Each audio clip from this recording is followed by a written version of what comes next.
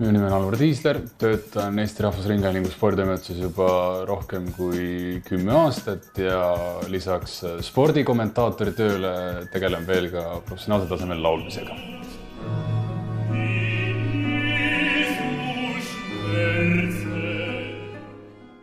Olen Hõbemetsas elanud 1,5 aastat, ennem elasin 25,5 aastat vanas heas Õismäe Panelkas 9-kordses. Ma kuidagi vaatasin seda piirkonda, et võib-olla oleks täitsa äge siin elada. Tundsin huvi ja nii ma siia oma kodu leidsin. Minu arvates on siin Hõbemetsas ja Hõbemetsa kõrval Tallinna kõige paremad kergliiklusteed, mis annavad sportimiseks võimaluse esiteks nii jalgrattasõiduks. Näiteks mina sõidan väga palju maanteerattaga, mis nõuab hästi tasast asfalti. Ma saan siin jooksmas käia Harku mets seal üldse kaugel.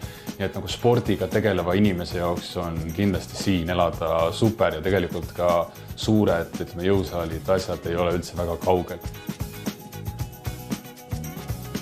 Kindlasti selles korteri puhul mulle esiteks meeldib planeering, et siin on hästi avar, mul on hästi palju valgust, eriti hommikuti sees ja mingis mõttes mul ei olegi üldse hommikul mingit valgustust vaja, sest see nagunii tuleb midagi naturaalselt teel nagu koju kätte.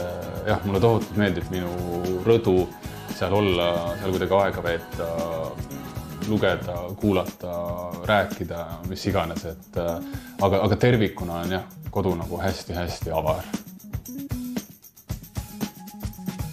Ma ei ole 1,5 aasta jooksul mitte kord ei kuulnud ühtegi oma naabrit, ei ülevalt, vasakult kõrvalt ega paremalt kõrvalt ega alt, et selles mõttes on kindlasti ehituskvaliteet super.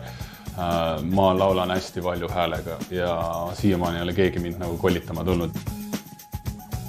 Mina arvan, et Hõbemetsa on super koht nii peredele kui ka üksikutele inimestele, eriti nendele, kes huvitavad spordist. Mina üksiku inimesena väga soovitan. Esiteks on siin olemas ikkagi kõik käe jala juures, mis vaja. See ei ole linnast üldse kaugel ja inimesed, kes tahavad sporti teha, minu meelest nende jaoks on siin ikka super, ükskõik millist siis spordijala värskes õhus teha.